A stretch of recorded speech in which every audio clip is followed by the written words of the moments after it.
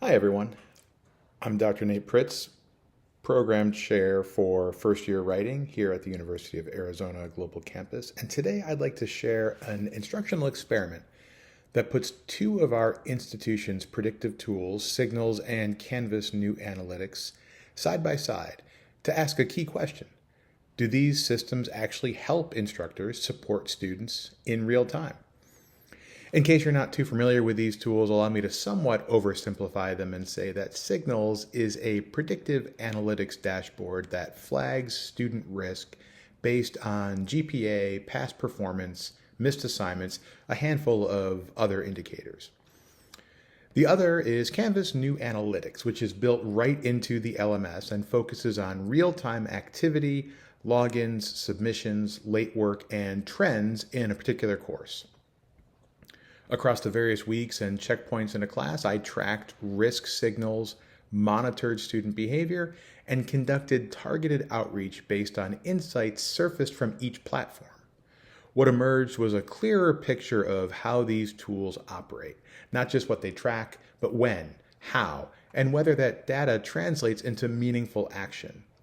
While both of these systems aim to support student success, only one offered usable information at the moment of need. The other introduced noise, lag, and redundancy. On the surface, both platforms promise support. Both say that they'll help us identify struggling students, intervene early, and make a difference. But here's the catch. What looks like support from a systems perspective doesn't always translate into support at the instructor level. While both tools promise to aid in early identification and intervention, their effectiveness varies significantly. Signalz offers background context, but often lags in timeliness, whereas Canvas delivers immediate, actionable insights that align more closely with the instructor's need to respond swiftly. This contrast highlights a fundamental issue. Support systems must not only report data, but also facilitate timely instructional action. In compressed courses like the ones I teach, days matter. If a student hasn't logged in for 3 days, that's a red flag now, not something I can afford to hear about a week later. The clock is always ticking, and missed signals quickly turn into missed opportunities. So I set out to stress test these systems, not in a lab, but in a real classroom with real students. Over 5 weeks, I tracked risk signals from both systems, compared them to what I could see in the actual course, and sent targeted outreach to students at different times. At every step, I asked, was this data accurate? Was it timely? And most importantly, did it help me to take meaningful action? What I found was revealing.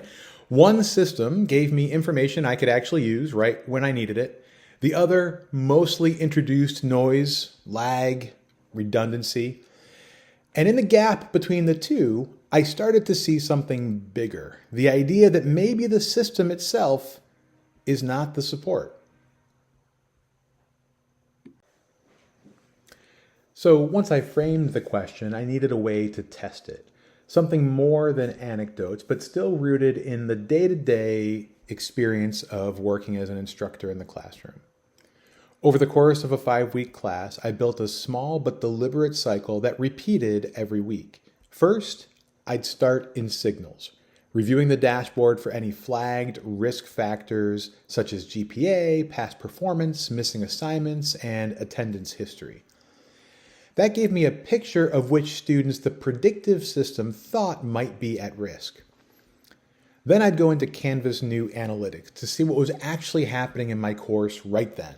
Who hadn't logged in for a few days, who had missed last night's deadline, who was falling behind on discussions. This wasn't predictive, it was real time. With those two snapshots side by side, I'd decide where to act. I sent targeted outreach. Sometimes these were individual emails, sometimes in smaller groups, based on what the data was telling me. And after each round of outreach, I logged responses, watched for changes, and adjusted my approach for the following week. It was, in essence, a series of small experiments. Each week, I was checking what the tools suggested, testing whether those signals lined up with classroom reality, and reflecting on the results. Sometimes the data matched up. Often, it didn't. And an important detail emerged pretty quickly. Signalz almost never gave me new names in time to act. It confirmed risks I could already see in Canvas, but with a lag. Canvas, by contrast, consistently drove my immediate outreach.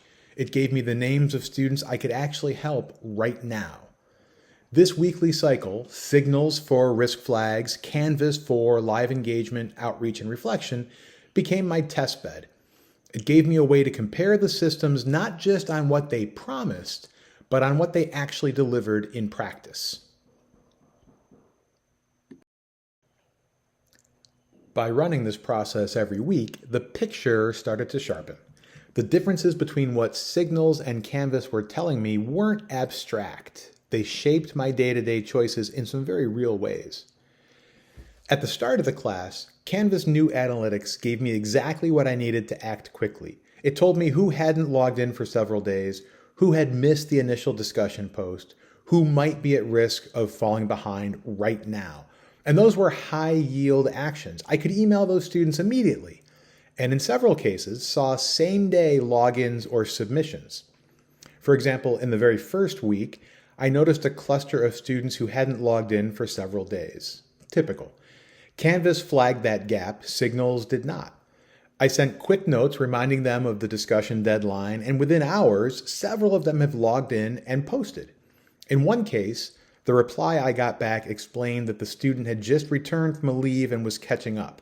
Exactly the kind of context you don't necessarily see in a dashboard, but that changes how you support. Signalz, by contrast, was giving me background context, GPA, historic lateness, but without any urgency. More than once, I'd see a student flagged in Signalz for being high risk who had already submitted their work in Canvas. In other words, Signalz was right about the bigger picture, but it wasn't telling me anything I could move on today. I wondered, though, as I got deeper into the class, would the historic perspective of Signalz matter? By the middle of the course, weeks 3 and 4, Signalz did become a little more useful. Its historical indicators helped me identify students with chronic patterns, multiple retakes, repeated late work, long attendance gaps, that weren't as visible in Canvas. But even then, every Signalz alert had to be validated in Canvas before I acted. That extra step slowed the process, and often I'd discover the student had already submitted or logged in recently. My instructor discretion became crucial. My most effective outreach combined Signalz long view context with Canvas live data. For example, I'd notice a student with repeated late work and a low GPA flagged in Signalz, then check Canvas to see if they'd gone dark for a few days in my class. If both signals lined up, that was my cue to send a very specific message, something acknowledging both the long-term struggle and the immediate missed work and offering a path forward. One memorable sequence went like this. Signalz flagged a student for chronic lateness and a low GPA. I checked Canvas and saw that they had also missed the week 2 paper deadline. That overlap told me that it wasn't just a blip. I sent a message acknowledging the pattern and the missed deadline, but also offering a clear step-by-step plan to recover. The student's response was immediate. They thanked me for not giving up on them and laid out their own plan for catching up. That exchange showed me the power of combining long view data with real-time context and the human element of encouragement. Still, I couldn't shake feeling that the message I sent wasn't that much different using Signalz and Canvas analytics data than it would have been if I had only had access to Canvas analytics and not the long view of Signalz. In week 5, the final week, the experiment came full circle. Neither Signalz nor Canvas was as important as the blunt reality of the gradebook, which is in Canvas, but I'm talking about new Canvas analytics as opposed to just simply looking at your gradebook. At that point, the only question that mattered was who was failing because of missing assignments, what last chance moves might help them. So I set the dashboards aside, pulled the gradebook, and sent clear, urgent messages offering a no penalty window for late work. It was a stripped down approach, but also the most direct. No noise, no lag, just students and the finish line. In practice, this meant looking at the gradebook and using that to help determine my outreach. The message was hopeful. Essentially, you still have time. I'll take work until this deadline. Let's finish strong. One student wrote back, again, almost immediately. They'd been struggling with personal issues outside of the classroom, but promised to submit that night. That reply reinforced that even in the final days, targeted outreach can still flip the switch for someone.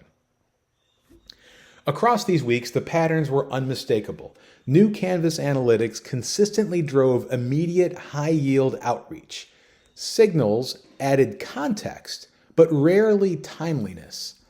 And when time got short, only the simplest tool, the gradebook, was truly actionable.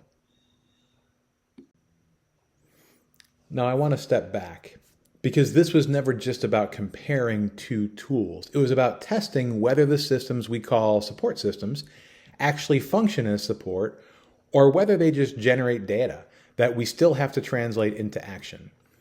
The book, The Fifth Discipline, gives us a helpful lens here.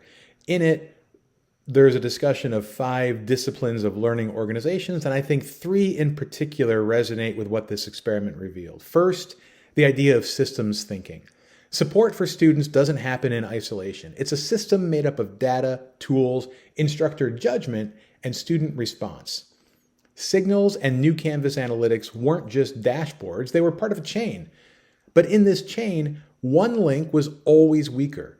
Predictive data that lagged and had to be double-checked slowed the process.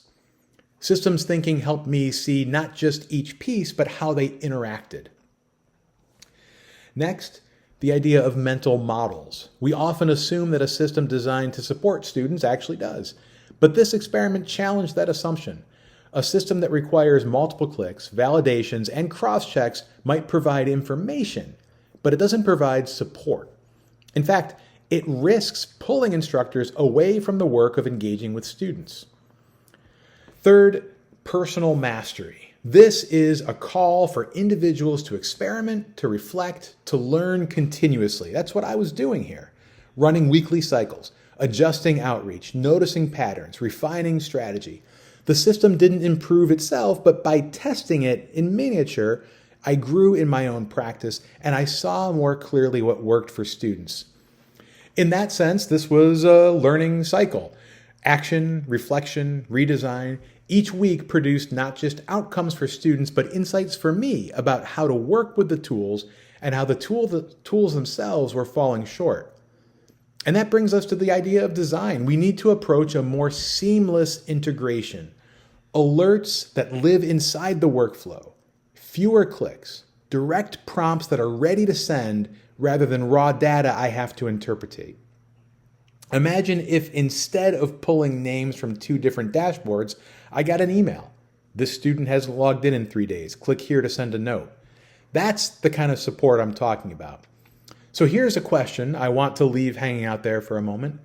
What would it look like if our systems anticipated action rather than just reported risk? So after 5 weeks of testing, logging, and adjusting, the findings were pretty clear. Canvas New Analytics gave me the most actionable real-time data. It told me who needed help today. Signalz provided background context, but it lagged. It was useful for understanding trends, but not for making timely moves. The gradebook became the only thing that really mattered in the final week. From this, I could draw a few key takeaways. Real-time, course-specific data consistently produces higher yield outreach than predictive dashboards. However, predictive tools aren't useless. They add context, but they require validation and instructor discretion before you can actually act. Outreach is where the real support happens. No system can replace the human connection of an instructor email and the student replies, "I got, bear that out." At the end of the day, the system itself is not the support. The instructor is. But I don't want to stop there because this isn't just a critique, it's also an invitation. Imagine a system that doesn't just report risk factors, but sees actual risk and anticipates action. Instead of dashboards buried 3 clicks deep, which rely on the classroom teacher to navigate and interpret, imagine an alert in your inbox. Here's a draft message you could send to this student to re-engage them, or click here to revise before sending. That's the kind of seamless integration the research points toward. In other words, a system that not only reports risk, but bridges it into action. A system that generates messages rooted in data, but leaves room for the instructor's voice, where I can tweak a line, adjust the tone, add a personal touch, and then send. A functioning support system would reduce the noise, would minimize the lag, and lower the cognitive load on instructors. It would free us up to spend less time parsing data and more time connecting with students. Our tools should make support easier, not harder. They should move us from systems that report to systems that support. That's the future I want us to imagine, and the one I think we can build.